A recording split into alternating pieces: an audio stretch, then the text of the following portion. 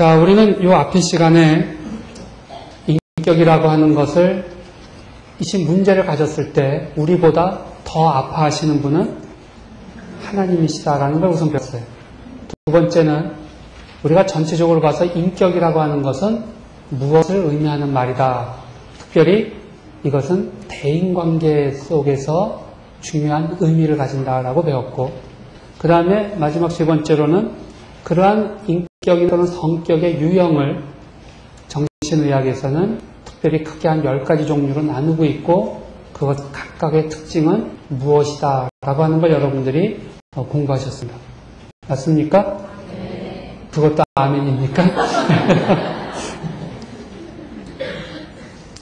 이제부터는 몇 가지 이러한 성격적인 문제에 대한 것을 가지고 조금 더 우리들의 신앙과 연결시켜서 이제부터는 생각을 이제부터는 하려고 합니다. 우선 첫 번째는 성격이라고 하는 현상이 좋다. 그러면 그런데 우리가 지금까지 얘기한 거는 매우 객관적이고 학문적인 이야기였어요. 지금 이 앞에 시간에 저하고 같이 다뤘던 거는. 그렇다면 우리가 과연 이것을 신앙적인 차원에서는 이러한 성격이라고 하는 것을 우리가 어떻게 볼 건가? 또는 이러한 성격으로 말미암아 생기는 갈등들을 우리가 어떻게 처리할 건가라는 것을 이제부터 좀 같이 생각하려고 하는데, 제가 아까 40억 명의 세계 인류 인구가 있으면 몇 개의 성격이 있다고 그랬어요? 40억 개가 있다고 그랬습니다. 세상에 똑같은 성격의 사람은 아무도 없는 겁니다.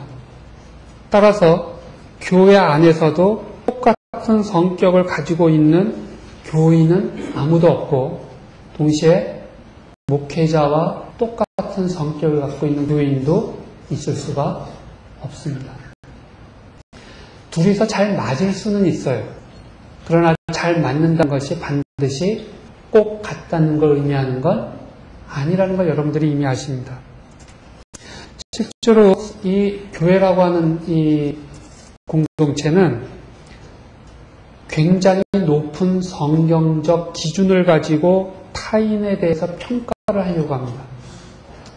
아무리 그 사람이 유능하고 뭐해도 교회에서는 그 사람 뭐 다 똑똑하고 잘난 것 같은데 건방져 라고 얘기 한마디만 나오면 그걸로 끝장입니다. 예를 들면 일반 사회, 예를 들면 고등학교 동창회에서 건방지다는 얘기 들어봤자 그거 가지고 그렇게 그 사람 뭐 그러니까 제명시키자는 둥, 뭐 사람 취급도 하지 말자는 둥, 이런 얘기 나오진 않을 거예요. 그런데 여러분들은 여러 가지 색깔 중에 어떤 색깔을 제일 좋아하세요? 라고 물어보면 여러분들이 굉장히 다양한 답을 할 겁니다. 빨간색, 분홍색, 뭐 초록색, 노란색, 뭐 수없이 다양한 색깔들을 이야기하실 거예요. 이 세상의 꽃은 몇 가지나 있을까요? 우리가 알지 못하는 꽃까지 아마 수천만 가지의 꽃들이 이 땅에 있을 겁니다. 저 들판에 다양한 색깔을 갖고 있는 다양한 꽃들처럼 사실은 하나님은 다양한 성격의 사람들을 교회라고 하는 곳에 모아놓으신 겁니다. 교회에서는 매우 시끄럽고 명랑하고 타인과 쉽게 친해지고 어울리나 동시에 쉽게 인간관계에 상처받고 교회가 안 나오는, 이거 어떤 성격 유형 설명한 거죠? 아까 우리가 공부했던 것 중에 예? 성격 유형, 아까 여러분들 10가지, 예? 암만 설명을 해도 별 소용이 없는 것처럼 보일 거예요. 이거는 전형적인 히스테리성 성격을 갖고 있는. 제가 아까 그런 분들은 교회에서 많이 독특한 은사가 있다고 그랬어요. 아마 교회에서 예를 들면 무슨 음악 프로그램이나 또는 교회 무슨 성탄 축하나 무슨 추석 감사절 때 무슨 교회에서 성극 같은 걸 할 때에는 이런 분들이 가장 눈에 띄는 좋은 재능을 갖고 있는 분들입니다. 하지만 이분들은 동시에 어떤 문제가 있을 수 있어요. 가장 쉽게 어떤 일에 실망할 수도 있고, 가장 쉽게 실망을 입 밖에 표현할 수도 있게 되고, 남들한테 상처를 주고 자기도 상처를 받을 가능성이 동시에 있습니다. 반대로 반대로 인간관계를 친밀하게 만들지도 못하여서 평생 꾸준히 교회를 섬기지만 그 사람이 교회에 있는지 없는지 잘 모를 어떤 유형의 사람이죠? 얘기했던 수련에서 제가 외로운 늑대라고 표현했던 정신분열 성격을 갖고 있는 분들은 아주 꾸준해요. 새벽기도 1년에 365일 하루도 안 빠지고 매일같이 나와서 개근상 받으시는 분들. 예를 들면 이런 정도가 되시려면은 정말 보통 사람들의 능력 갖고는 잘 안 되죠. 사실은. 그래서 저는 어떤 특정한 성격이 좀 더 좋은 성격이다라고 얘기할 수는 없다고 봅니다. 그건 마치 장미꽃이 더 아름답습니까? 백합꽃이 더 아름답습니까? 이걸 질문하는 건 매우 잘못된 질문이라는 걸 여러분들이 아세요. 개인적인 취향은 있을 수 있지만 더 아름답다라는 절대적 기준은 있을 수가 없는 거예요. 마찬가지입니다. 우리 각자가 하나님 앞에서는 독특한 하나의 꽃이고 하나님은 이 꽃을 이 꽃 나름대로 가장 아름답게 만들어 놓으셨다는 걸 우리는 아는 거예요. 바로 그것이 성격을 바라보는 우리의 신앙적인 근본적 눈이 되어야 될 겁니다. 그래서 17페이지 다음 페이지 보시면은 근데 문제는 그런 성격적 특성을 가지고 있다는 것과 그것이 좀 더 성숙하게 되어 자신이 스스로 행복하게 느끼고 타인들을 섬기고 사랑하는데 적절하게 이용되고 있는가 하는 것은 조금 별개 문제입니다. 여러분들 고유의 독특한 성격이 있으세요. 근데 그 성격 그 자체는 하나님 앞에서 더 아름다운 것도 덜 아름다운 것도 아닙니다. 그러나 내가 이 성격을 하나님 앞에서 좀 더 깨끗하고 정결한 것으로 만들고 이것을 가지고 타인들 섬기는데 얼마나 열심으로 잘하고 있는가는 이거는 문제가 된다는 겁니다. 서로의 다른 성격은 서로의 문제를 보완해 주기도 하고 갈등을 증폭시키기도 합니다. 마치 결혼해서 부부가 사는 것과 매우 흡사합니다. 부부끼리 서로의 약점을 보완해 주게 되면 환상의 커플이 됩니다. 그러나 서로의 단점을 더 드러나놓게 하고 더 문제를 덧나게 만들어 놓기 시작하면 이거는 아주 병적인 최악의 커플로 바뀌게 됩니다. 그런 과정이 신앙을 더 성숙시키는 과정일 때도 있고 때로는 신앙 성숙에 장애를 일으키기도 합니다. 특별히 목회자분들은 교인들의 성격을 이해하고 그들의 개인적인 성격을 인정해주고 동시에 그것을 성숙시켜 나가야 하는 책임을 갖고 있기 때문에 사실은 굉장히 어려운 일입니다. 사실 여러분들이 목사님들을 위해서 주일 날일 때 공중기도 때만 기도하셔서는 안 됩니다. 왜? 하다못해 자동차 수리공들이 내가 차를 고장날 때 가져갔을 때 자동차 수리공들이 둘러보고서는 어디가 고장났으니까 뭐 바꿉시다. 어떻게 합시다 얘기를 할 때 이분이 만일에 제대로 판단을 못했다면 어떻게 되겠어요? 자동차 사고나 큰일 날 가능성이 있어요. 이분이 굉장히 유능하셔야 돼요. 의사들쯤 되면은 훨씬 더 복잡해집니다. 자꾸 아프다고 와서 얘기하는데 의사가 정확하게 진단을 못 내리고 엉뚱한 약이나 주고 있고 엉뚱한 데나 띄어내고 앉아 있으면은 이건 큰일 나는 거죠. 하물며 그거보다 훨씬 더 다루기 힘들고 고치기 힘든 인간의 영혼의 문제를 다루고 있는 목회자들 경우에는 실질적으로 여러분들이 늘 그분들을 위해서 기도하고 함께 힘을 모아드려야지만 이분들이 그 사역들을 감당하실 수가 있습니다. 이게 절대로 간단한 일이 아니고 굉장히 피곤한 일입니다. 특별히 교회 내에서 교회 공동체 구성원들이 가진 인격적인 문제 때문에 구성원 간의 관계에 굉장히 문제가 생깁니다. 대부분 청년회 회장 한번 하고 나면 청년이 다시는 안 나오고 고등부 회장 하고 나면 고등부에 그 다음에 안 나오는 이런 친구들이 굉장히 많습니다. 여러분 다 아시잖아요. 왜 그렇죠? 믿음이 좋다고 융하다고 시켜놨지만 그 역할을 감당하기에는 하나님을 향한 또는 인간들을 향한 이해가 훨씬 높아야지 리더로서의 역할을 상처 안 주고 상처 안 받고 끝낼 수 있는데 대부분 상처를 받아요. 청년 회장하고 난 다음에 아예 교회 안 다니는 사람들 굉장히 많이 봤잖아요. 왜 그런 일이 생길까? 구성원 간의 관계에 있어서 인간에 대한 이해를 제대로 하지 못한 채 하기 때문에 그렇습니다. 주변에서 그거를 잘 도와주지 못했기 때문에 그렇습니다. 많은 경우에 평신도들이 이 목회자들과의 관계에 있어서도 또 다른 문제를 갖게 됩니다. 목사님이 나를 인정해줬니 안 해줬니, 누구보다 나를 더 생각했니 안 했니, 이거 가지고 목사님의 사랑 더 받겠다고, 더 관심을 받겠다고 경쟁하고 앉아있는 이런 사람들이 있게 되면은 목사님들은 굉장히 힘들게 됩니다.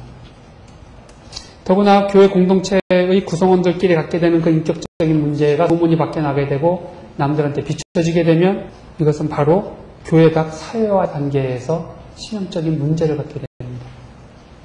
이미 고린도 교회 시절부터 교회 내의 문제를 교회 내에서 해결하지 못하고 법정 소송으로 끌고 가려고 하는 움직임들 때문에 사도 바울도 몹시 고민을 했었고, 지금 그거는 현대 교회에 이르기까지 그 전통이 계속 그야말로 계속 이어져 없다 이거죠.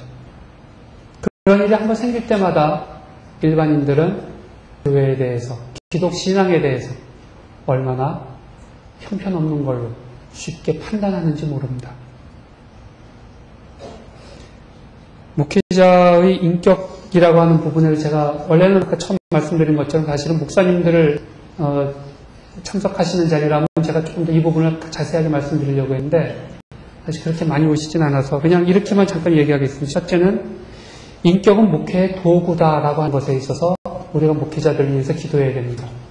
그분이 아무리 안 나가서 설교를 참 잘하시고 설교 시간에 은혜를 끼쳤다 할지라도 목회는 설교만으로 구성되어 있지 않다는 걸 여러분들이 아시잖아요. 두 번째는 인격적 특성으로 인하여서 사역적 특성이 생기게 됩니다. 그러니까는 왜 우리 목사님은 저 다른 교회 목사님처럼 그렇게 손만 척척 얹으면 다 환자들이 낫고 하는 신유의 은사가 없을까? 그러니까 소위 말해서 뭐 영감이 떨어지네 어쩌네 뭐 이런 소리 하시게 되면 이건 매우 부적절한 거라는 거죠. 그렇지 않습니다.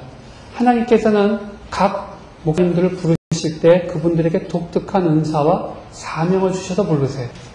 근데 어떤 분과 다른 은사를 갖고 하나님의 부르심을 받는데 그런 것 중에 많은 부분이 그분들의 인격과 연관이 됩니다. 즉 독특한 인격이 독특한 어떤 사역과 연관이 돼요. 예를 들면 아이들을 모아놓고 너무나 재밌게 동화를 얘기할 수 있고 제스처 같은 거를 너무 잘하셔가지고 주일학교 아이들이 막 까무라치는 이런 전도사님들 가끔 계세요. 여러분들 보셨습니까? 그런 분들? 그런 분들은 어른들 앞에서 설교를 시키면 굉장히 힘들어들 하시는데 애들만 모아놓으면 몇백 명 앉혀놓고도 눈 까딱 안 하고 애들 한꺼번에 울렸다 웃었다 시킬 수가 있어요.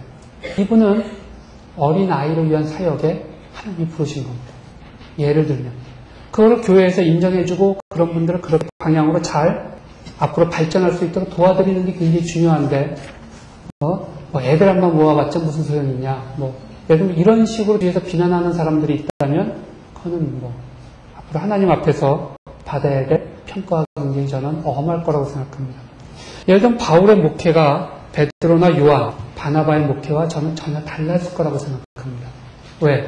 그분들 모두가 하나님 앞에서 받았던 성격과 은사가 달랐기 때문에 그래요. 목회자의 인격은 개인의 문제일 뿐 아니라 교회 공동체 전체의 문제가 될 때가 많습니다. 또한 목회자의 인격은 그러나 지적받고 교정되기가 어려운 측면이 있습니다. 이게 예를 들면 평신도의 문제는 목사님이 힘들더라도 지적을 해주시고 교정을 시키게 될 수 있는 방법이 좀 있어요. 근데 목회자들은 실질적으로 교회에서 어떤 인격적인 문제가 발생하게 되면 교인들이 교회를 떠나지. 예를 들면 그거를 목사님들이 교정받을 수 있을 상황을 만들기가 시스템으로 굉장히 어렵다는 데 문제가 있습니다. 예를 들면은 카톨릭과 같이 전체 큰 조직을 갖고 있는 곳에서는 특정한 문제를 갖고 있는 사제를 교정할 수 있는 시스템을 내부적으로 좀 더 갖고 있습니다. 그리고 당신은 이런 부분이 문제가 있으니까 이런 부분을 교정하세요라고 하는 것을 꼭 시킬 수 있는 권위를 위에서 갖고 있어요. 그렇죠? 근데 우리 개신교 같은 경우는 사실 그러한 권위를 위 사람들이 갖기가 굉장히 어렵습니다. 예를 들면은 무슨 노회 대표라든지 교단의 대표가 특정 목사님에 대해서 어떤 부분들을 지적하고 바꾸려고 한다는 데 있어서 인격적인 문제가 들어가 있어요. 예를 들면 신앙 노선의 문제가 될 때는 이단이라고 당장 비판할 수가 있지만 성격의 문제가 들어가 있어요. 아까 우리가 얘기했던 10가지 성격 유형의 특정한 유형들을 갖고 있는 사람들을 문제라고 얘기하고 교정시키기가 어려운 측면이 있습니다. 그래서 예를 들면 목사님을 초빙할 때 교회에서 그렇게까지 신중해야 될 이유들이 거기 있기도 합니다. 사실은.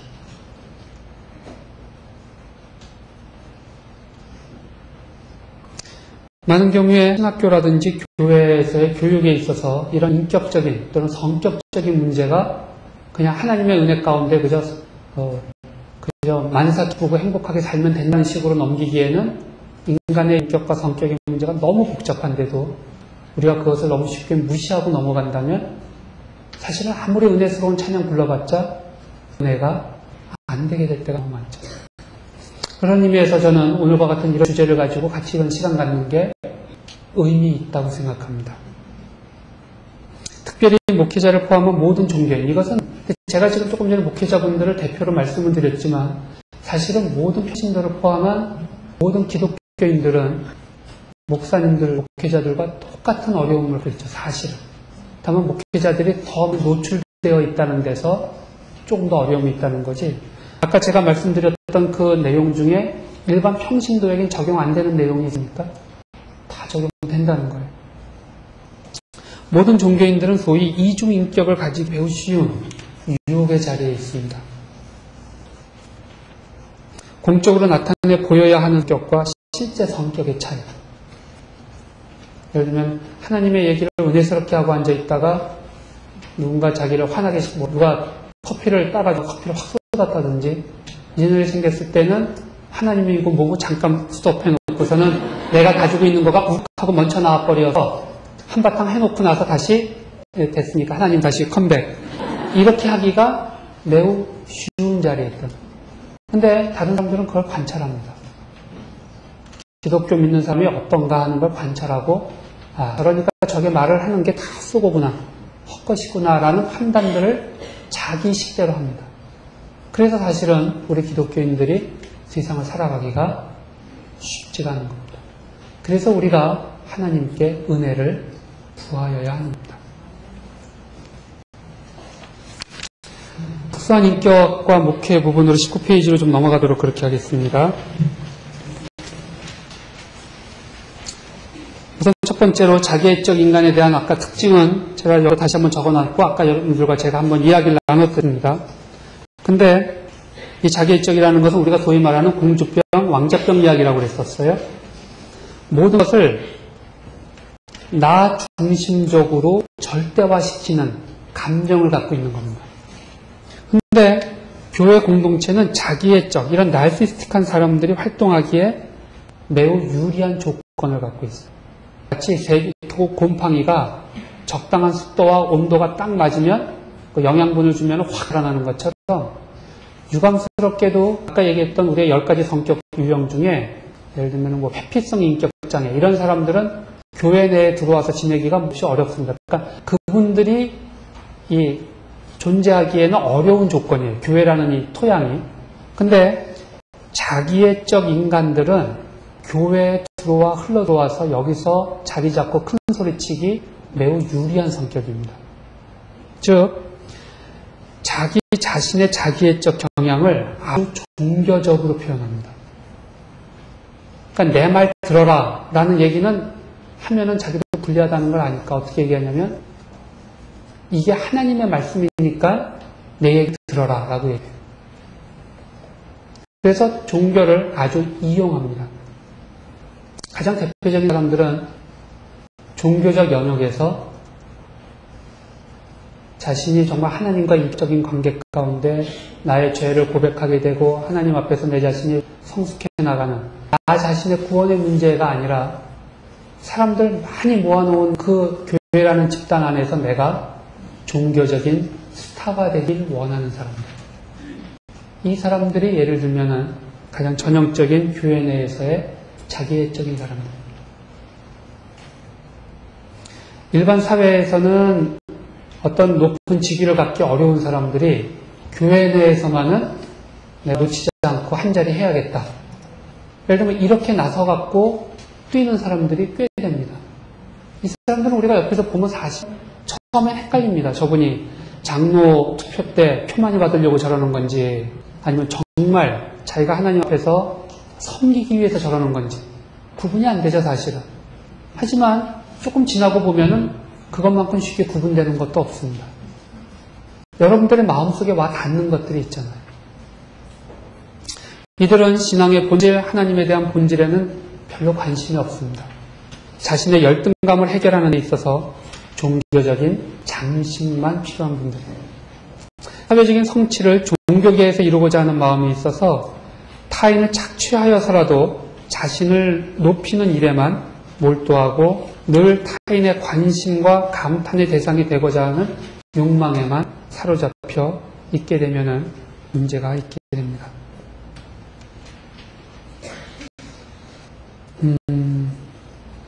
참 마음 아픈 일이지만 이미 사도 바울도 빌립보서에서 어떤 이들은 투기와 분쟁으로 그리스도를 전하고 있다라고 이야기합니다.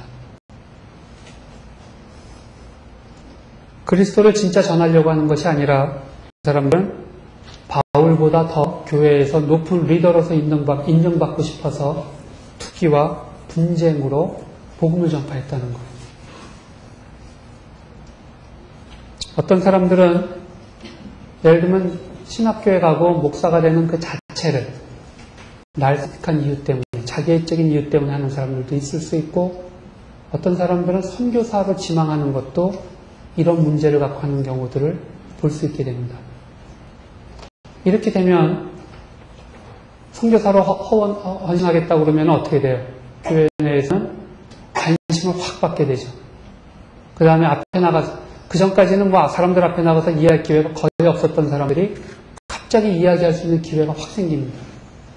또 어디 이것저것 다니면서 무슨 뭐 헌금 모금 같은 걸 하면서 굉장히 뭐라고 그럴까, 일종의 그런 것들을 즐길 수 있는 상황에 들어가게 돼요. 그러니까 이런 분들은 특징이 뭐겠어요? 선교지에 가서 정말 활동하는 것보다는 밖에 나와서 자기 일하는 거 사람들한테 과시하는 것이 훨씬 더 중요한 일이 됩니다. 과시할 수 있을 때까지만 선교사 역할을 하고, 이게 잘 안 먹혀 들어간다고 느껴지면 언제든지 선교사를 그만둡니다.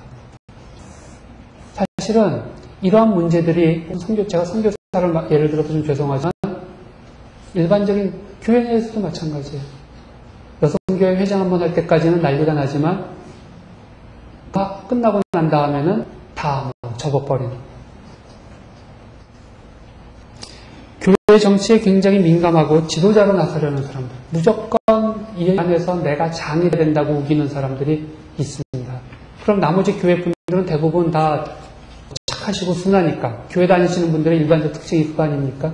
그러니까 누가 앞에 나서서 내가 장 좀 해야겠다고 나서면은 아무도 얘기들을 못하고 그냥 그분이 회장이 되시고 그분이 또 대표가 되시는 이런 일들이 교회 내에서 꽤 많습니다. 생각보다. 이 사람들은 많은 경우에 하나님과 동격으로 자기를 올려놓는 경향들이 강합니다. 얘기하는 걸 잘 듣다 보면은 저분이 지금 하나님 앞에서 지극히 낮은 자로 이야기하는 게 아니라 하나님 사초점, 완전히 하나님 동생점, 실은 하나님 자신쯤 되는 거로 지금 이야기하면서 착각하고 있구나라는 것을 볼 수 있을 때가 있다는 거죠. 이분들은 교회의 제도와 타인의 평가에 대해서 한 번에 무시하려는 태도들이 있습니다. 왜? 교회의 제도나 타인의 평가도 누구를 위해서 존재해야 돼? 자기 자신을 위해서 존재해야 된다고 믿는 거예요. 그러니까 교회의 제도 같은 거는 나한테 편리할 때는 사용하지만 내가 불편하다 느끼면 한 번에 무시해버립니다. 교회에서 무슨 회의를 할 때마다 앞부분에서나 중간 부분에서는 발언하지 않다가 맨 마지막에 꼭 자기가 결론적으로 얘기하고 이제 회의 끝내자고 얘기하는 사람들이 있어요. 이런 사람들은 정상적인 대화를 나누지 못합니다. 그러니까 그러다가 자기 말에 누군가가 또 다른 말을 한마디 하면 그 사람하고 왼수가 되죠. 나를 중심으로 이 회의가 결정돼야 되는데 나 말고 다른 사람이 중심에 나으려고 한다는 거에 대한 굉장한 분노들을 갖기 때문에 그래요. 근본적으로 타인을 섬긴다는 것이 불가능하고 자신의 생각, 말, 행동을 절대화시키기 원하는 그러한 사람들입니다. 그래서 무대에서는 사실 화려해 보입니다. 앞에 나가면은 이 사람들이 뭔가 잘하는 것처럼 보이고 유능한 회장인 것처럼 보일 수도 있어요. 유능한 선교사처럼 다른 사람들한테 보여질 때도 있습니다. 하지만 실질적으로는 누구와도 개인적으로 따뜻한 친밀감을 나누고 살지 못한다는 아주 그런 뚜렷한 특징이 있게 됩니다. 대부분 이 사람들은 근본적으로 열등감이 강한 사람이고, 그래서 이 사람들로 말미암아 교회가 갖게 되는 아픔이 사실은 굉장히 큽니다. 목사님들이 교회에 누구 이런 사람들을 한둘 껴있으면 목회하시면서 굉장히 고생들을 하시고 하는 대표적인 유형이라고도 볼 수가 있습니다. 어떻게 해결해 나갈지인가. 사실 제가 아까 10가지의 성격 장애의 유형을 말씀드렸지만, 정신과 의사들이 외래에 환자가 오셨을 때 어떤 이야기를 하면은 굉장히 반가워하고, 왜? 이거는 약만 주면은 다음 주까지는 분명히 명의 소리 들을 게 분명한 환자들이 있어요. 그런가 하면 어떤 환자는 오게 되면은 이거 나한테 오지 말고 좀 다른 정신과 의사 찾아가지 라고 생각하는 아주 불편한 환자가 있어요. 근데 가장 대표적으로 정신과 의사들이 외래에 왔을 때 불편하게 여기는 환자가 바로 성격장애. 이 사람들은 잘 오지도 않지만 어쩌다가 오게 되면은 정신과 의사들을 몹시 괴롭힙니다. 왜? 인간관계를 맺는 것을 파괴적으로 하기 때문에 정신과 의사와도 곧 인간관계를 파괴적으로 갖기 시작해요. 정신과 의사들이 불편하게 여길 정도면 하물며 일반인들이 얼마나 불편하게 생각할까. 인격장애의 정도가 아주 강할 경우에는 그래서 이분들은 어떻게 소위 말해서 대책이 없다는 얘기들을 많이 합니다. 식구들도 포기하려고 하고 자기는 자기 혼자서 그냥 날뛰고 다니고 이런 경우들이 성격장애자들한테는 흔하기 때문에 그래요. 사실은 이분들을 그래서 주변에서 같이 보고 제한을 할 필요가 있어요. 너무 나서서 움직이려고 하고 할 때. 저는 맨 뒷부분에 조금 더 정리해서 얘기를 드리려고는 하지만 사실은 우리가 고백하는 것 중에 하나는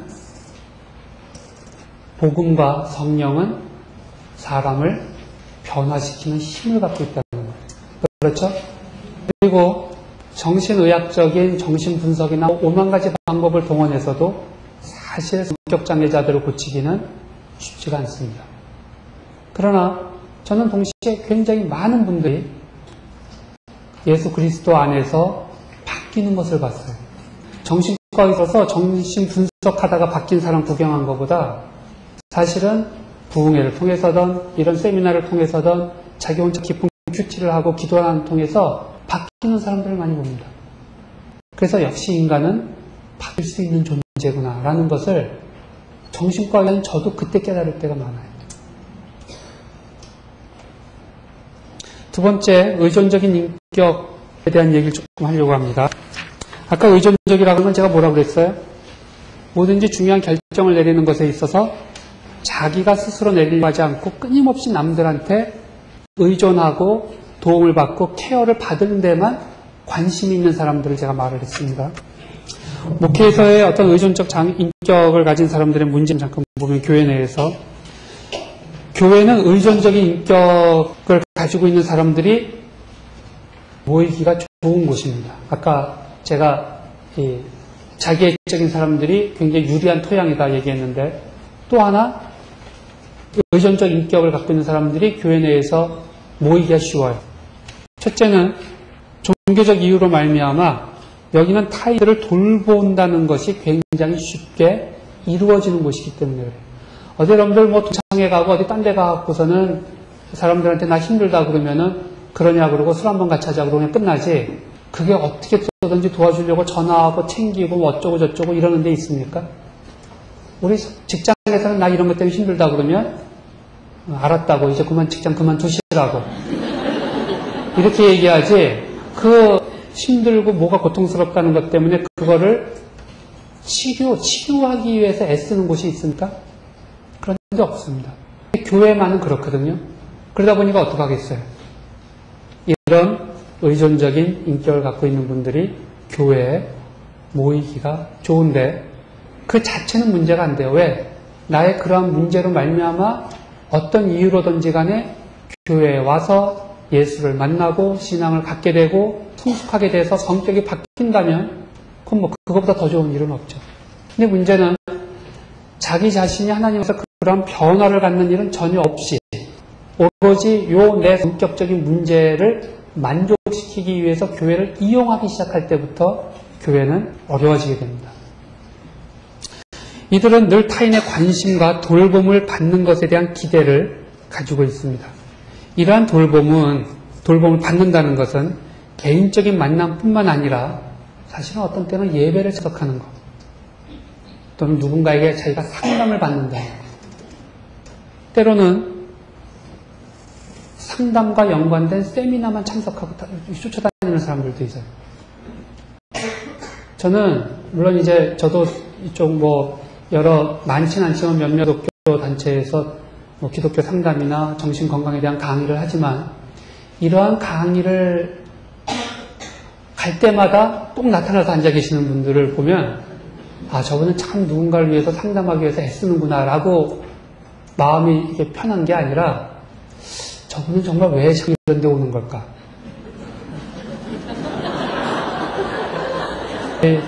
이렇게 만장하신 여러분을 앉혀놓고 이런 얘기를 다 하다가 끝나고 나서 우리 차준구 선생님한테 야단맞는 거 아닌지 모르겠는데 제 말 무슨 말인지 아시죠? 다른 사람들 돌보기에 바빠서 세미나에 참석하기가 시간 낼 틈이 거의 없고 정말 1년에 한두 번 큰맘 먹고 참석할 수 있는 분들이 정상인 겁니다. 근데 상담이나 무슨 정신건강과 관계되는 세미나 있다 하면은 그냥 계속해서 참석하고 앉아있고 책 다 읽고 세미나마다 다 읽어가면서 빽빽하게 적어놓고 있으면 그게 막 공부 열심히 하는 건 좋은데 저는 걱정이 돼요. 저분이 혹시 뭔가 하나님 앞에서 해결을 계속 못 받고 있기 때문에 저런 과정을 계속 반복하고 있는 건 아닌지 또는 이것이 또 다른 인격적인 장애와 연관되어 있는 건 아닌지 교회 활동 참여 같은 것도 사실 그렇고 그래서 이들은 자신을 돌봐주는 사람에 대한 의존심을 자기의 종교적 믿음이라고 표현할 경우들이 많아요. 따라서 지나치게 종교 지도자에게 의존적인 태도를 보입니다. 목사님이 뭐라고 한마디 하셔야지만 움직이고 그 전까지는 아무것도 못한 채 벌벌 떨고만 앉아있으면 근데 유감스럽게도 자기애적인 경향이 강한 목회자가 의존적 인격이 강한 교인과 만나게 되면 어떻게 될까요?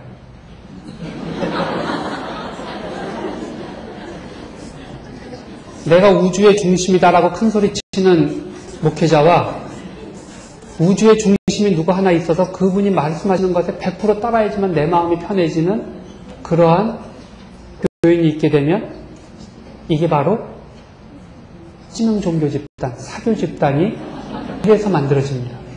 그렇겠죠? 사교 집단의 이 지도자들은 전형적인 자기애적인 사람들. 자기가 우주의 중심이고 자기가 곧 진리라고 믿고 있는 사람. 그리고 그곳에 가서 그러고도 길을 쓰고 쫓아다니고 추종하는 사람들은 그게 상식값은 불가능하거든요. 예를 들면은 저는 대부분 의존적 인격장애와 관련이 깊습니다. 교회 내에서 여러분들이 교회에서 예를 들면 집안에 무슨 해야 될 일이 많은데 집안일은 처리하지 않고 그저 교회 가고 교회 일만 하기 바쁘다. 믿음이 좋아서일까요? 물론 어떤 분들은 그래요. 하지만 그렇지 않는 이유 때문에 그러는 분들도 있을 수 있다는 겁니다. 예를 들어 목사님한테 인정받고 돌봄을 받지 못할까봐, 그러니까 목사님한테 버림받을까봐 목사님이 요구하는 모든 것을 그대로 다 따르는 경향이 있을 수가 있습니다. 그러나 이런 사람들의 문제의 본질은 그러한 순종이 그들의 성숙한 신앙에 의해서가 아니라 그들의 성격적 문제, 의해서 그렇다는 겁니다.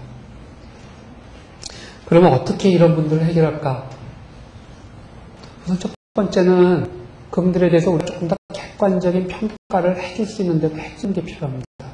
당신이 이러이러한 면은 장점이지만 이러이러한 면에서 확실히 좀 문제가 있고 어려움이 있어 보이는데 이거 우리 어떻게 해결할까?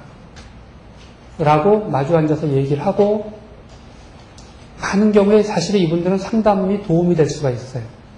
자기애적 인격 장애를 갖고 있는 사람들은 누군가와 상담한다는 자체가 머릿속에 존재하지 않습니다. 왜? 그 사람이 나한테 와서 상담을 해야지 내가 왜 그 사람한테 가서 상담을 하냐. 이쯤 돼야 되거든요.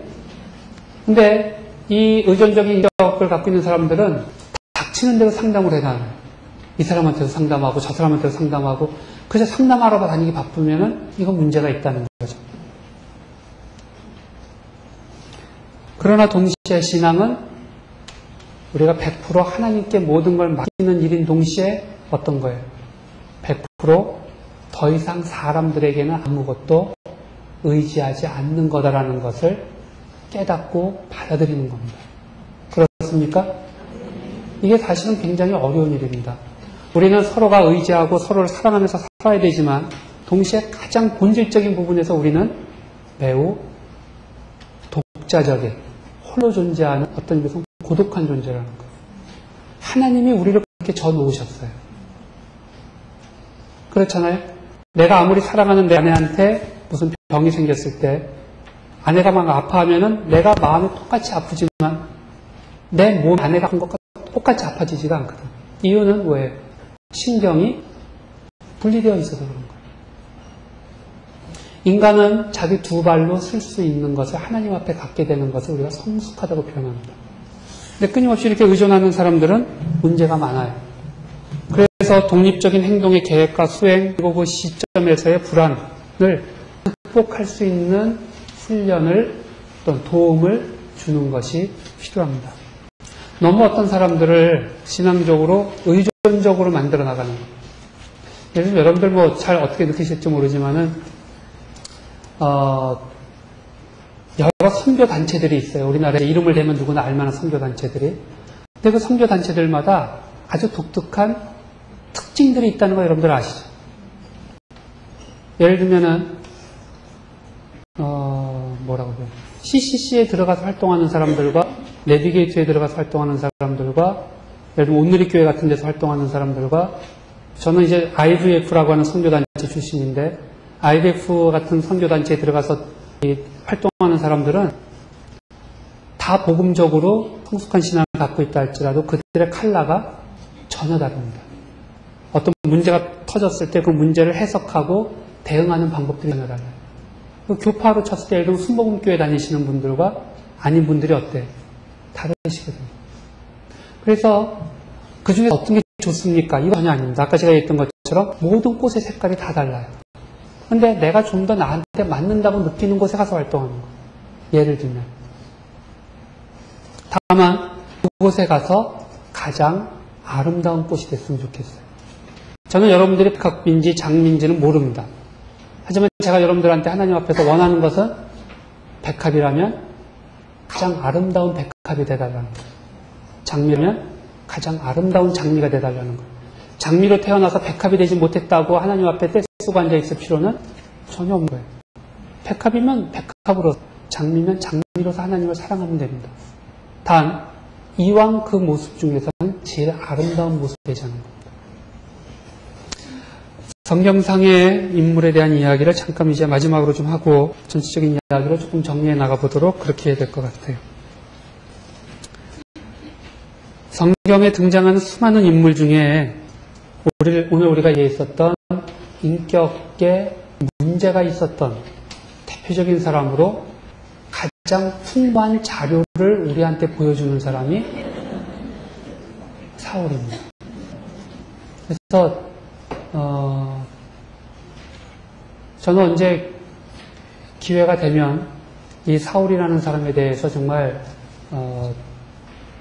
여러 가지 생각하고 같이 고민할 수 있는 내용을 이렇게 자세한 책으로 한번 써보고 싶다라는 그런 마음의 소원이 있습니다.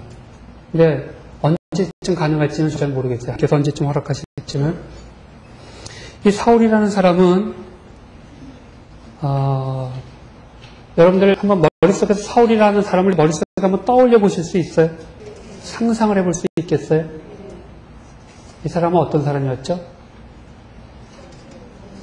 베냐민 지파의 사람이었고 키가 사람들보다 어깨 위 정도로 아주 오늘날 치면 아주 굉장한 장신이었다가 인데다가 굉장히 잘생긴 사람이었어요.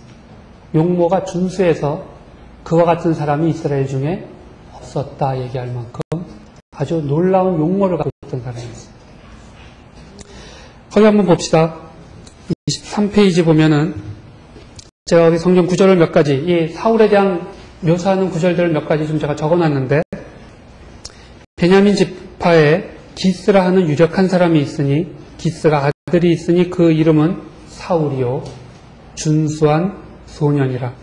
이스라엘 자손 중에 그보다 더 준수한 자가 없고 키는 모든 백성보다 어깨 위는 더한지라. 성경에 처음 등장하는 이 사울의 기사는 매우 뭐라 그럴까요? 매력적이고 흠모할 만합니다. 잘난 사람의 육체적인 조건을 갖고 있던 사람이었어요. 사무엘이 그에게 왕으로서의 기름 부음을 주려고 했을 때 사울의 대답은 사울이 대답하여 가로되 나는 이스라엘 지파의 가장 작은 지파 베냐민 사람이 아니오며 나의 가족은 베냐민 지파 모든 가족 중에 가장 미약하지 아니하니까 라는 이야기를 합니다. 실적으로 이 사울이라고 하는 사람은 나중에 우리가 이제 뒤로 다 생각하는 문제지만 어떤 사람이었을까? 그는 유감스럽게도 신체적으로는 매우 우월한 조건을 갖고 있던 사람이었지만 출생 성분과 그의 심리적으로는 매우 극심한 열등감을 갖고 있던 사람이었습니다. 그의 열등감의 첫째 기원은 어디에 있냐면 어디에 있죠? 그가 베냐민 지파라는 데 있었습니다. 여러분들 베냐민 지파라고 한 지파가 어떤 지파인지 아세요? 12지파 중에 가장 막내 지파라고 하는 건 그렇게 큰 특징이 아닙니다. 그보다 더 큰 특징은 그 다음 페이지 24페이지 보시면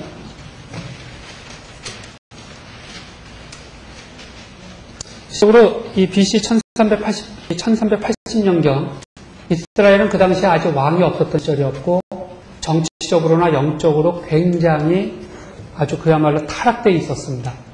이때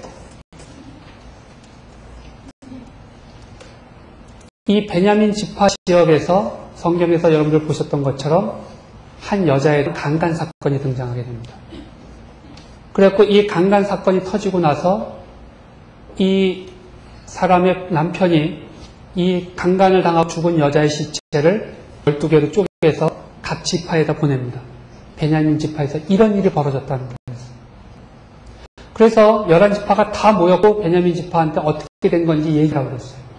근데 베냐민 지파는 이때 11지파를 상대로 해서 전쟁을 일으켰습니다. 그래서 이 11지파와 한 지파가 이스라엘 내에서 내란이 일어나게 됐고 내전이 일어났고 이 내전을 통하여서 베냐민 지파는 전멸을 당합니다. 이때 겨우 300명의 사람이 숨어 있다가 살아남았는데 이 300명의 사람을 11지파 사람들이 생각해 보니까 하나님 앞에서 이제 한 지파가 완전히 없어져 버렸잖아요. 이것을 너무 마음 아파하다가 더 이상은 죽이지 말고 요 300명은 살려놓자. 그러나 이미 하나님 앞에서 다시는 베냐민 지파한테 우리의 딸들을 주지 않겠다라고 서원을 했었어요. 그래서 할 수 없이 그 서원에 참석하지 않았던 사람들을 급습해서 그들의 딸을 뺏어다가 이 베냐민 지파한테 넘겨줍니다. 그래서 그 자손들을 가끔 만들어서 한 300년의 세월이 지난 다음에 이게 한 1050년 정도의 일인데 1050년, 그러니까 이제 겨우 330년 전에 일어났던 일이었어요. 그 일이. 그래서 베냐민 지파라고 하는 지파는 이스라엘의 12지파 중에 어떤 성격의 지파예요? 이거는 매우 이단화적이고 동시에 정치적으로는 가장 미약한 지파였어요. 바로 그러한 지파 출신이라고 하는 것이 사울에게 있어서는 가장 큰 특징입니다. 새롭게 초대 왕을 세우는데 어떤 지파에서 왕이 나왔어야 될까요? 가장 강력하고 가장 잘난 지파에서 나와야 되는 거예요, 사실은. 임금이. 근데 하나님께서는 어느 지파 사람을 택하세요, 지금? 아무도 견제할 수 없고, 야, 그것도 왕이 될 수 있냐라고 생각한 바르고 초라하고 미약한 베냐민 지파에서 왕을 선택하시는 거예요. 이것은 사울이 바로 왕이 될 수 있었던 가장 큰 이유입니다. 그런데 하나님은 사실 그러한 이유 때문에, 왜냐하면 만일에 초대 왕을 유다 지파에서, 여러분 다윗은 어느 지파 사람이죠? 유다 지파 사람이에요. 유다 지파에서 누가 나왔다면은 보나마나 즉각 에브라임과 같은 지파, 강력한 양대 지파였잖아요.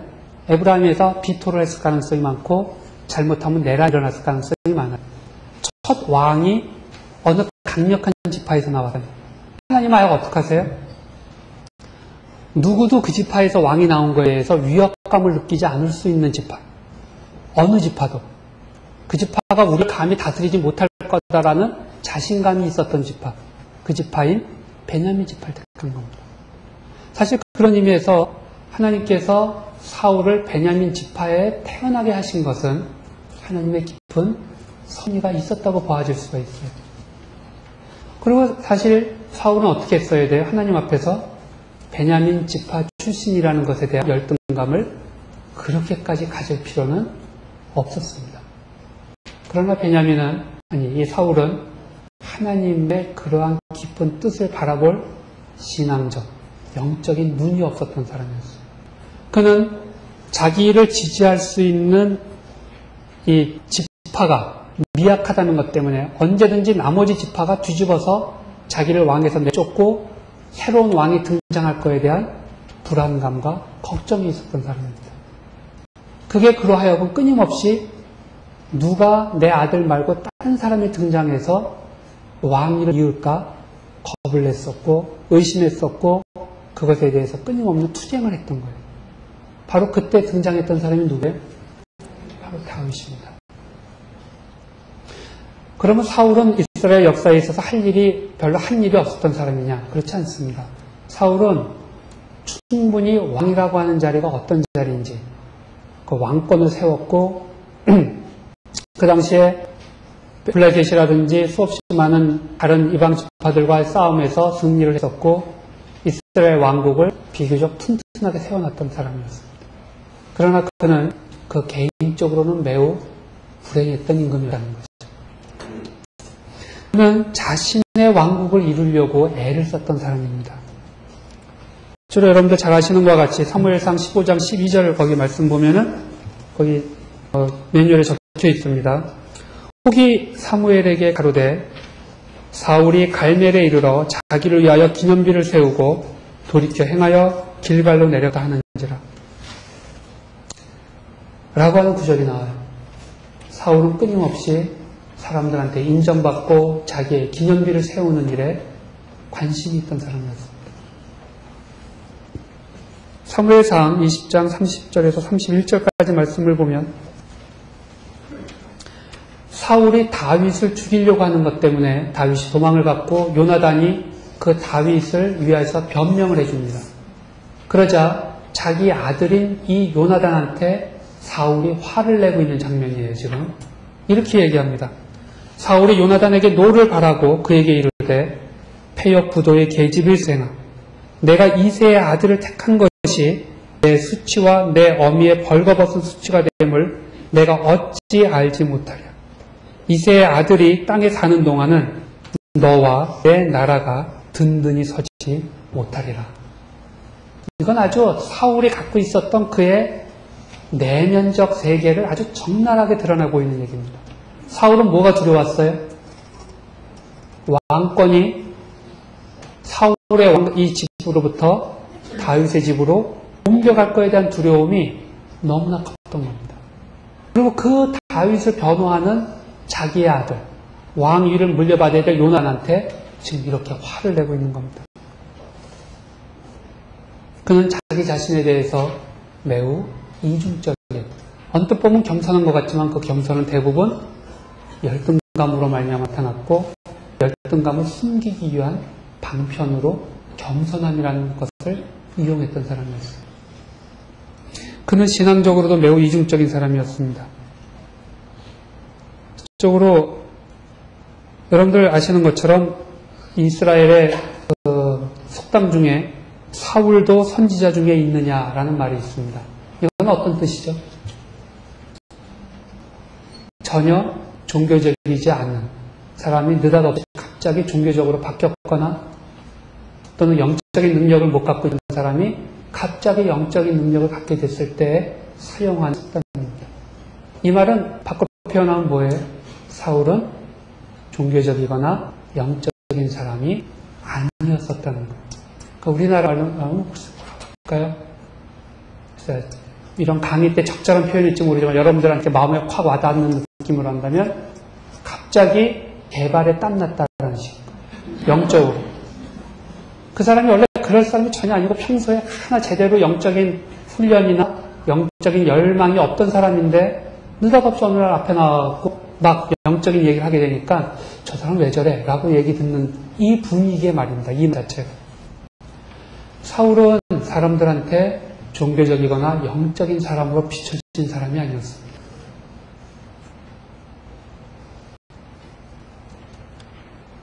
그는 진심으로 하나님에 대한 생각을 깊이 있게 하지 못했었고 하나님과 인격적인 교제를 나누지 못했던 사람이었어요.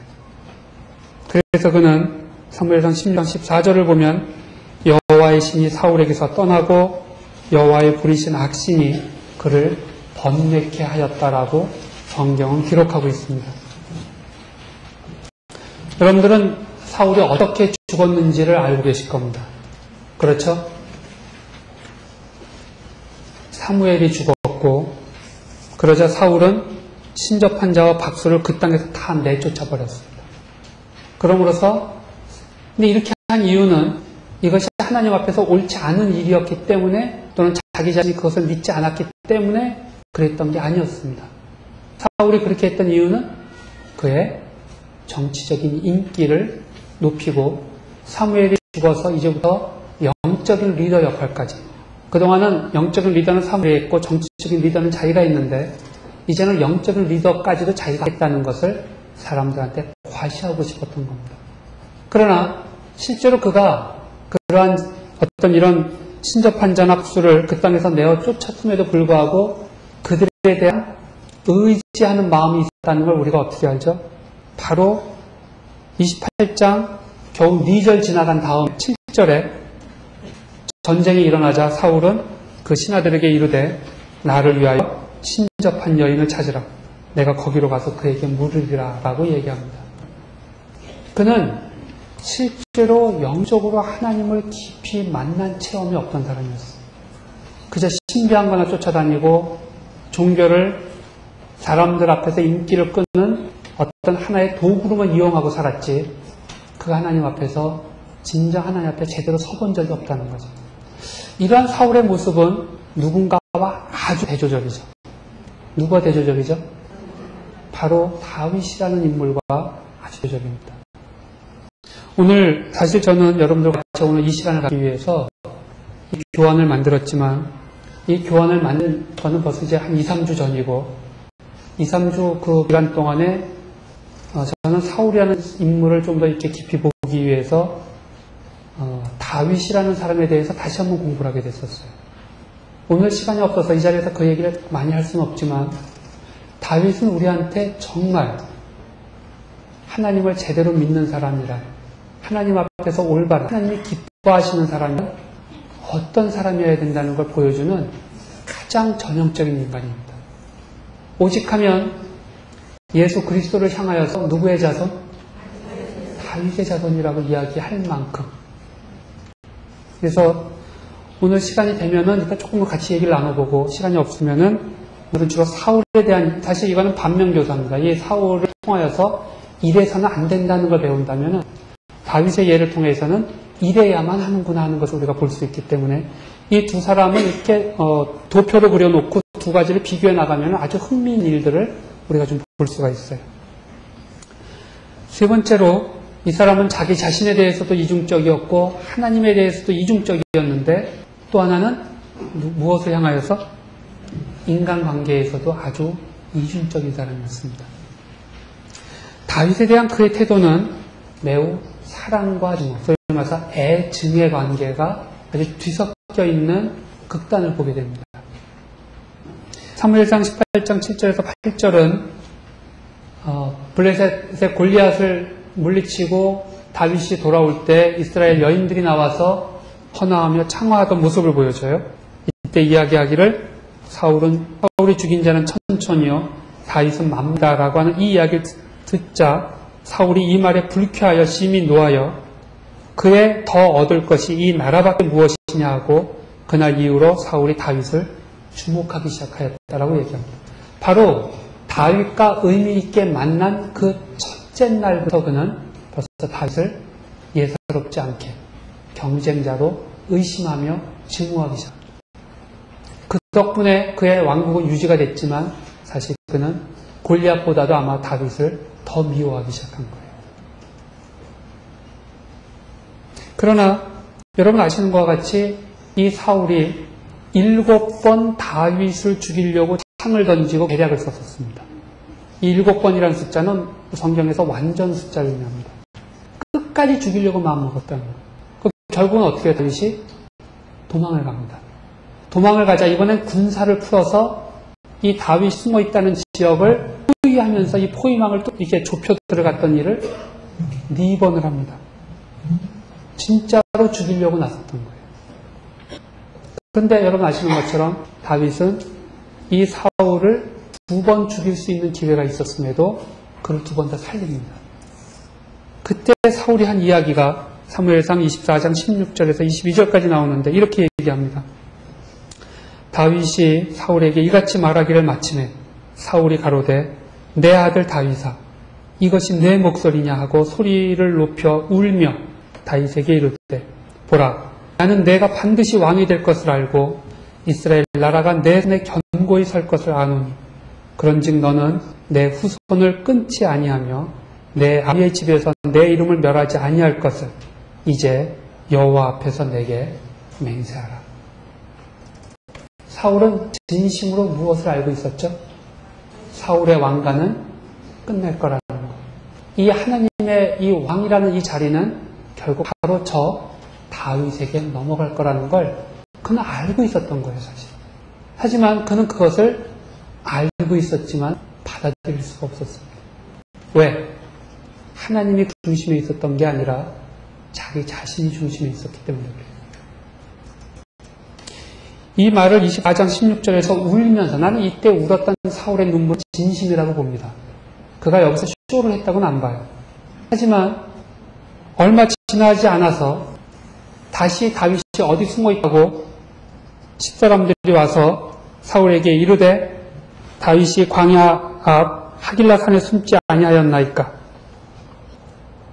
이 말을 듣자마자 사울은 또 벌떡 일어나서 군사들을 모아서 십 황무지에서 다윗을 찾으려고 이스라엘의 택한 자 3,000명을 끌고 십 황무지로 내려가서 광야 앞 하길라산 길가에 진을 치는 모습을 보입니다. 어느 것이 진짜 사울의 모습이죠? 이것이 내 아들 다윗의 목소리냐라고 울면서 이야기하던 그 사울. 그리고 또 다윗이 숨어 있다는 얘기를 듣자마자 벌떡 일어나서 3,000명을 끌고 씩씩거리면서 산을 향해 뛰어가는 사울. 어느 게 진짜 사울의 모습이죠? 둘 다 그의 모습이었다는 거예요. 그는 여러분들 아시는 것과 같이 다윗을 도왔던 사람들을 몽땅 전멸시켜버립니다. 집안 자체를. 그렇게 백성들을 함부로 다뤘던 사람인데도 불구하고 그 자신은 끊임없이 백성들을 두려워하였던 사람으로 성경 기록하고 있습니다. 사무엘상 15장 24절 보면은 여러분들 아시는 것과 같이 사무엘이 약속한 시점에 오지를 못하자 백성들이 다 도망가기 시작했고 군사들이 그러자 그 사람들이 흩어지는 것을 막기 위해서 사울이 자기가 직접 제사를 드립니다. 그리고 나서 했던 얘기가 이거예요. 내가 범죄하였나이다. 내가 여호와의 명령과 당신의 말씀을 어긴 것은 내 백성을 두려워하여 그 말을 청종하였습니다. 실제로 사울에 대한 여러 가지 기록에서는 그가 다윗을 두려워하였고 다윗을 더욱더욱 두려워하였다는 표현이 곳곳에 나옵니다. 이상한 일이죠. 왕이면 다른 사람들이 사울을 두려워해야지 자기가 남을 두려워할 필요가 없는데 사울은 끊임없이 다른 사람을 두려워했습니다. 이유는 하나님 앞에서 그가 누렸던 평화가 없었던 거예요. 여러분들 대통령이 되면은 마음에 평화가 있을까요? 지금 대통령 선거들 하느라고 대통령 되고 싶어서 저렇게들 그냥 다 난리들인데 대통령이 되고 행복해야 될 텐데 사실은 우리나라 대통령이 행복한 때 우리나라가 좋은 나라가 된 겁니다. 그렇죠? 그분이 아침에 청와대 출근하면서 어깨에 힘이 들어가고 자부심에 차고 민족을 위한 사명감에 충실해져 있을 때 우리나라는 좋은 나라가 되어 있는 거예요. 근데 청와대에 들어갈 때마다 우울하고 오늘 또 무슨 쓸데없는 또 신문 기사들 때문에 내가 또 비참하게 될까 이거 생각하며 들어간다면 이건 우리나라가 불행한 거예요. 대통령이 불행한 게 아니라. 사울은 매우 불행한 왕이었습니다. 그는 그 일이 그 범죄하였다고 고백을 하고 나서도 사무엘한테 이렇게 요구합니다. 내가 범죄하였을지라도 청하옵나니 내 백성의 장로들의 앞과 이스라엘 앞에서 나를 높이사 나와 함께 돌아가서 나로 당신의 하나님 여호와께 경배하게 하소서. 나를 높여달라는 나를 높여달라는 그의 이 간절한 이야기들은 사실은 매우 불쌍하고 측은해 보이는 것들이에요. 제가 아까 얘기했습니다. 왜 하나님은 그러면 이렇게 문제가 많았던 사울이었는데 왜 이런 사울을 초대 왕으로 선택하셨을까? 첫 번째, 얘기했던 것처럼 그는 베냐민 지파 출신이었다는 게 하나님께서 아마 택하신 전 이유였을 거라고 생각합니다. 두 번째, 그는 이스라엘 사람들에게 왕에 대한 망상을 깨는 역할을 했던 사람이에요. 이스라엘 사람들이 사무엘의 그런 강력한 반대에도 불구하고 우리에게도 다른 이방 민족과 똑같은 왕을 세워달라고 계속 우겼어요. 그래서 할 수 없이 왕을 허락하게 됩니다. 왕의 제도를. 근데 이스라엘 사람들이 생각했었던 그 왕의 아이디어란 어떤 모습을 그게 얼마나 잘못됐는가를 사실은 누가 보여줬어요? 사울이 보여준 겁니다. 사실은 사울은 어떤 의미에서 보면은 그가 이스라엘 역사 속에서 맡았어야 될 나름대로의 역할을 했는지도 몰라요. 진짜 참된 왕은 인간이 아니라 언젠가 하나님께서 보내실 메시아만이 우리의 참된 왕이 되실 수 있겠구나 하는 이 깨달음을 어떤 의미에서는 다윗보다도 사울이 더 이스라엘 사람들에게 강력하게 각인시켰는지 모릅니다.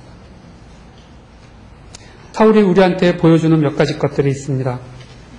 첫 번째는 하나님께 대한 성숙한 신앙과 인격이 없으면 왕이 돼봤자 그게 곧 뭐예요? 저주라는 겁니다. 여러분들 주택복권 당첨돼갖고 몇십억 버는 사람들 보시면 어떤 느낌 들어요? 나도 내일은 주택복권을 좀 사리라. 미국에 어느 한 젊은이가 어느 날 길을 걷다가 우연히 $100짜리 지폐를 하나 발견했습니다. 그 지폐를 100달러짜리는 우리나라 치면 12만 원 정도 되지 않지만 미국에서는 굉장히 큰 돈으로 치거든요. 근데 이 청년이 21살 때 이걸 발견했는데 그러고 난 다음에 75세로 죽을 때까지 이 청년은 나중에 늙어서 죽을 날까지 계속해서 바닥만 쳐다보고 다녔대요. 어디 또 100달러가 떨어져 있을까?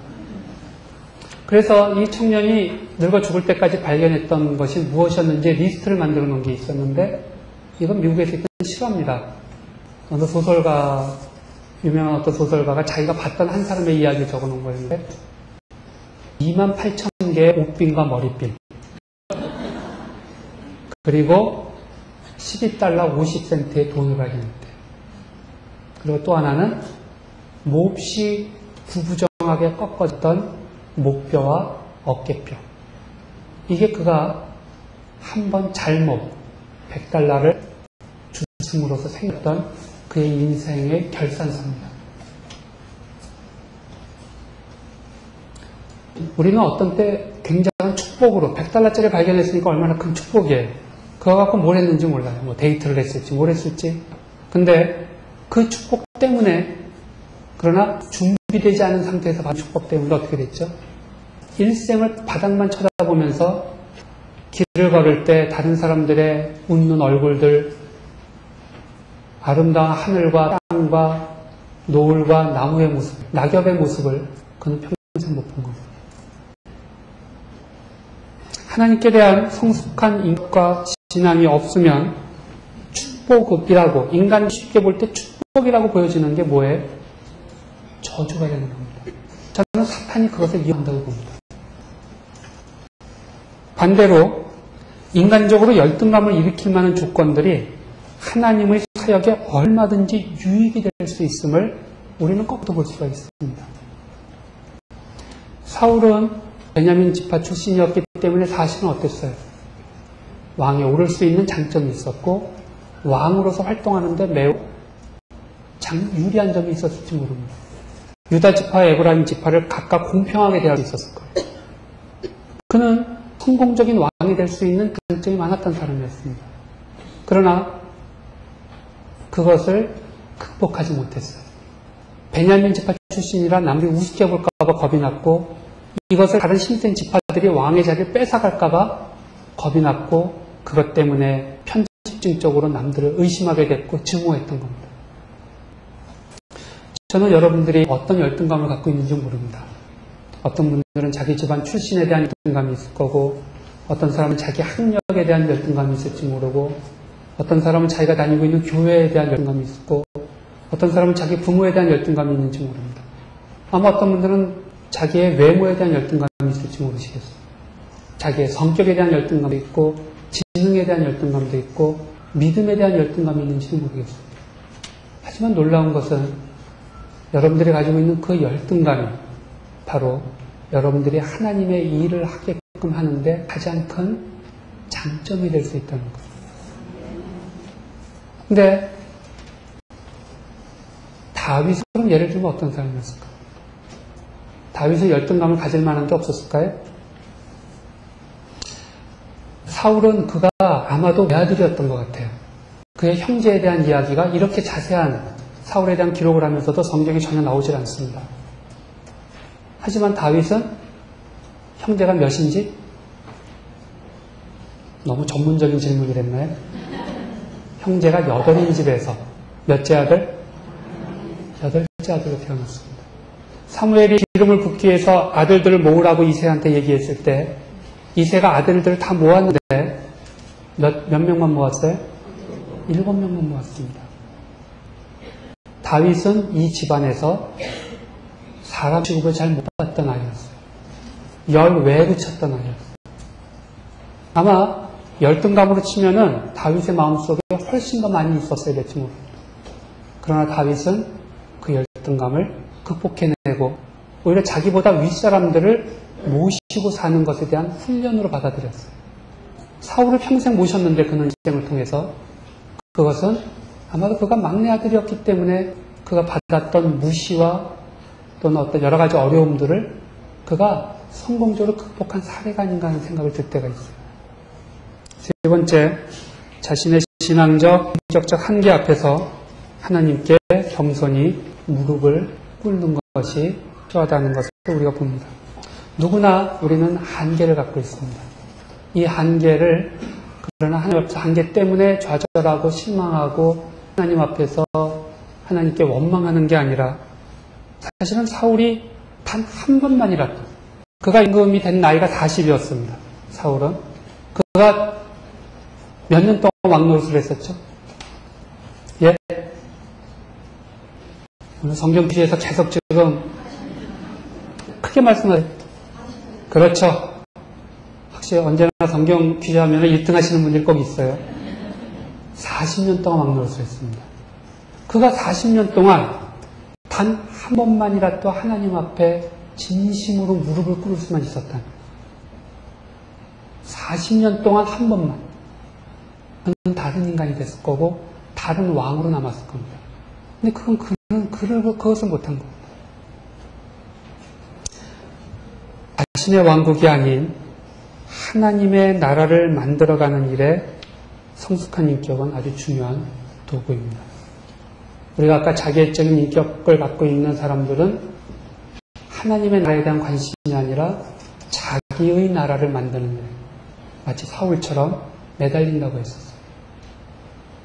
자신의 왕국이 아닌 하나님의 나라를 이 땅에 만들어가는 일에 내가 나 자신을 내놓을 수 있다고 생각한다면 여러분들이 어떤 성격을, 특징, 유형을 갖고 있든지 상관없이 여러분은 가장 요긴하고 훌륭한 하나님의 도구로 사용을 받으실 겁니다.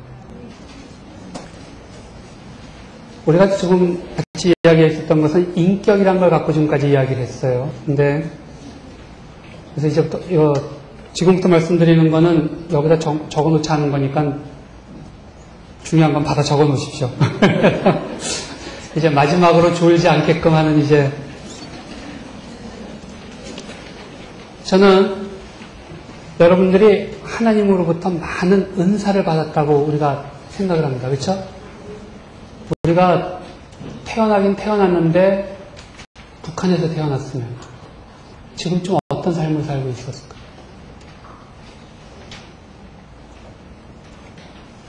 바로 그 포인트에서 남쪽으로 또는 북한에서 태어나서 남한으로 넘어오실 수 있었거나 남한에서 태어났기 때문에 우리가 이렇게 하고 사는 거예요. 이것도 어떻게 보면 은사입니다. 여러분들이 남자로 태어났거나 여자로 태어났다는 그것도 하나님께 받은 은사입니다.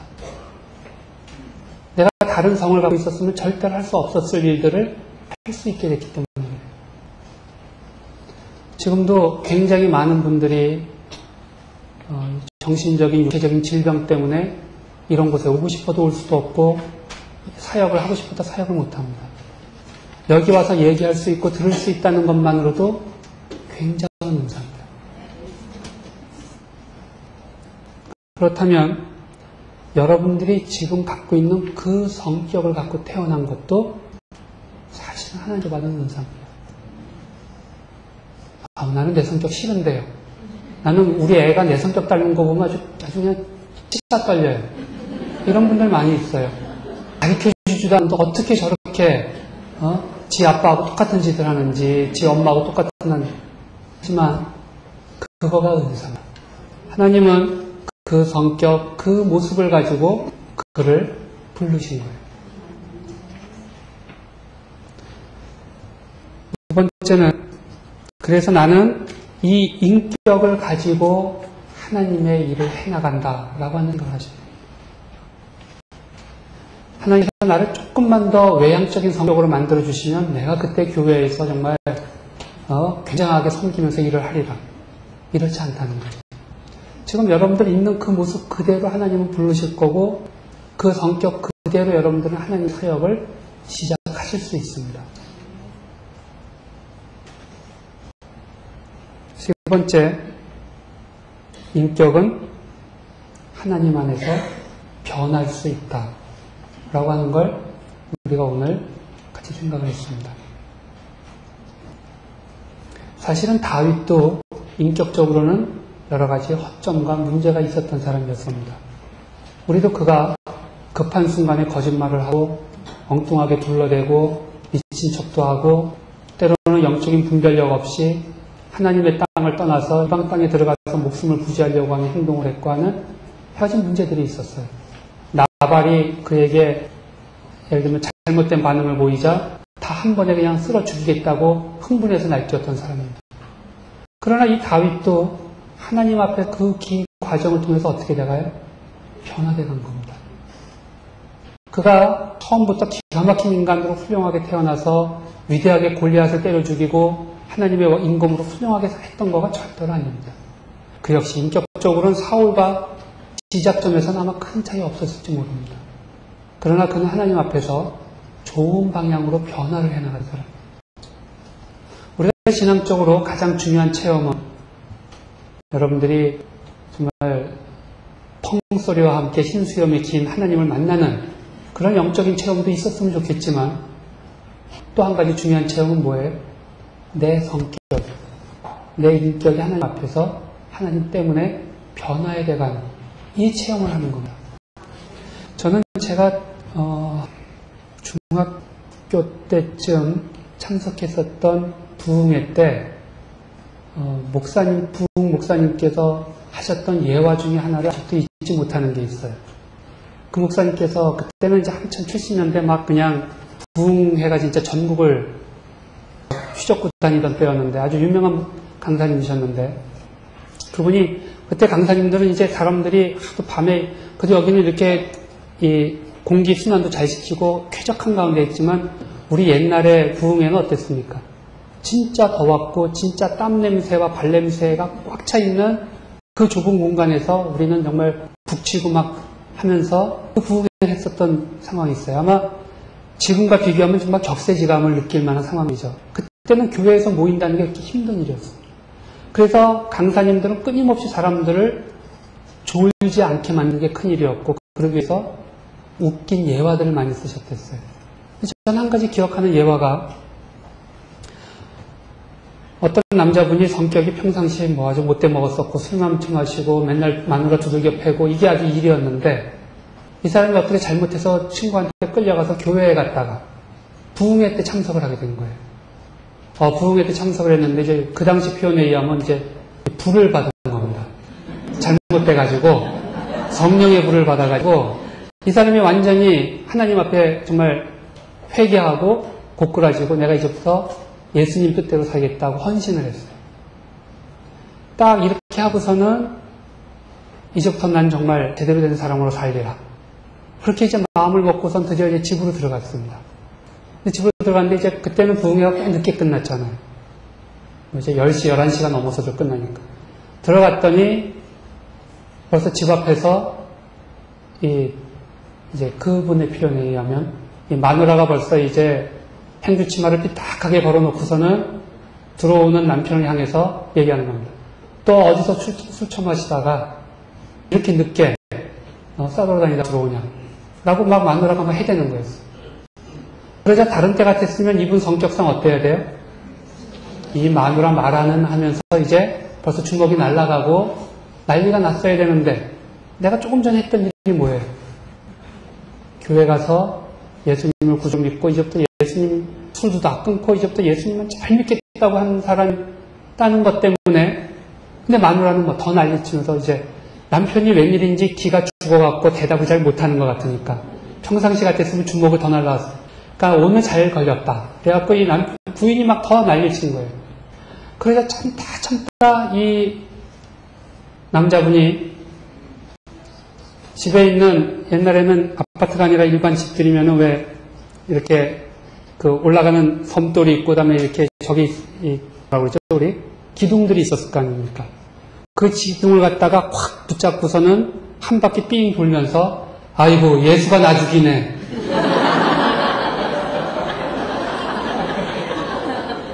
라고 얘기를 했다는 걸 제가 기억을 해요. 저는 사실 이것이 까맣게 그야말로 20, 30년 전에 들었던 예화지만 저는 여전히 오늘 우리에게도 유효하다고 생각합니다. 우리의 성격이, 우리의 인격이 예수를 만났기 때문에 죽는다면 사도 바울이 고린도전서에서 고백했던 것처럼 나는 날마다 죽노라 라고 하는 이 고백이 우리의 것이 될 수 있다면 우리는 예수님 안에서 새로운 인격으로 변화돼 갈 수 있고 누군가들을 변화시킬 수 있다고 보는 겁니다. 예수 그리스도의 십자가가 여러분들의 인격과 무슨 연관이 있습니까? 여러분은 예수를 만났기 때문에 여러분들의 인격이 지금 변화돼 가고 있습니까? 지금 여러분들이 어떤 상황에 있었는지, 어떤 점에서부터 시작했는지는 중요하지 않습니다. 문제는 얼마나 뛰어왔는가, 얼마나 변해갔는가가 중요하지 지금 얼마나 나가 있냐는 것은 중요하지 않다. 어떤 사람은 태어날 때부터 천성적으로 참 좋은 성격을 갖고 태어난 사람들이 있어요. 예수를 20년 동안 죽어라고 믿어야지 도달할 만한 자리에 태어났을 때부터 시작하는 사람들이 있다고요. 어떻게 하겠어, 그걸. 하지만 다른 사람은 그 사람대로의 또 다른 시합을 하나님 앞에 하고 있는 거예요. 그렇잖아요. 여러분은, 우리는 정말 여러 가지로 부족하고 째째하고 치사하고 더러운 그러한 시작 포인트를 갖고 태어난 우리는 이 포인트에서부터 시작하면 됩니다. 28페이지 봅니다. 우리는 모두 불완전한 인격체로 세상에 태어나 살아가고 결국은 죽게 됩니다. 그런 인간의 불완전성은 삶과 신앙의 많은 비극과 어려움을 만들어낼 수도 있습니다. 신앙은 우리를 영적으로 구원받도록 할 뿐 아니라 실은 인격적으로 성숙하게 만들어갑니다. 인격은 성령의 사역의 장소입니다. 많은 경우에 선교사님들이 떠나서 선교지에서 일을 하지만 실제로 선교에 있어서 최종적인 사역지는 자기가 가 있는 그 땅이 아니라 자신의 마음이라고 이야기를 합니다. 마찬가지입니다. 여러분들이 목사로, 평신도로 무엇으로 부르심을 받았던지 여러분들이 하게 되는 최후의 사역지는 바로 우리의 인격, 우리의 마음이다라고 하는 것을 우리가 알고 있다면 우리의 신앙생활하는 모습과 태도가 좀 더 달라질 겁니다. 구원은 한순간에 이루어져도 성화는 긴 시간을 요합니다. 아마 이거에 대한 이야기는 내일 여러 선생님들이 또 강의를 통해서 말씀해 주실 겁니다. 인격의 성화가 신앙의 과정입니다.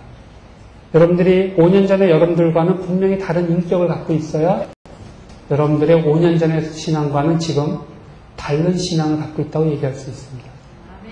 그게 만약에 이루어지고 있지 않다면 교회에서 여러분들이 냈었던 11조 봉투는 날이 갈수록 늘어가고 있다 할지라도 그것이 여러분들의 하나님과의 만남을 통한 변화를 나타내는 건 아니라는 겁니다.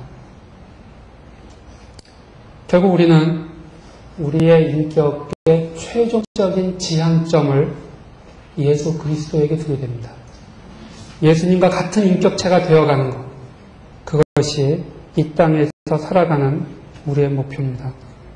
마태복음 11장 21절에서 30절까지는 예수님께서 자신의 인격, 성적인 특성을 이야기하시고 우리에게 한 가지 가르침을 주신 아주 독특한 구절이 나옵니다. 뭐라고 나오죠? 수고하고 무거운 짐진 자들아 다 내게로 오라. 내가 너희를 쉬게 하리라. 나는 마음이 온유하고 겸손하니 나의 멍에를 메고 내게 배우라. 그러면 너희 마음이 쉼을 얻으리니 이는 내 멍에는 쉽고 내 짐은 가벼우니라. 그는 자신의 마음을 온유하고 겸손하다고 표현했습니다. 사실 인격장애가 있고 없고의 최종적인 기준은 정신건강을 갖고 있다. 저 사람이 참 정신적으로 건강하다. 아니다라고 하는 그것에 판정하는 최종적인 기준은 세 가지입니다. 첫째는 그가 잘 일할 수 있는가, 잘 사역할 수 있는가입니다. 그러면 건강한 거예요. 정신적으로. 사역을 잘 못하면 건강하지 않은 겁니다.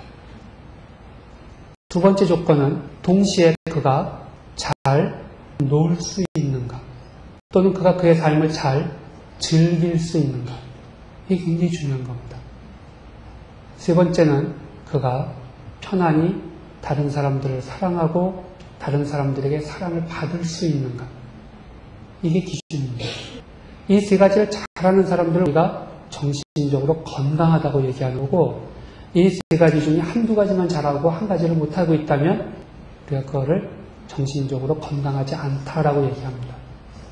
예수님은 우리에게 정말로 건강한 정신이 무엇인가를 보여주신 분이세요.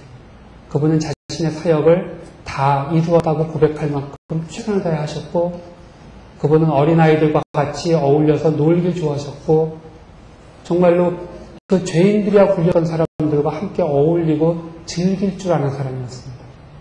그는 자기의 목숨 끝까지 다른 사람들을 사랑했고, 그래서 지금 우리에게 사랑을 받고 계신 분입니다. 다시 한번 기도하겠습니다.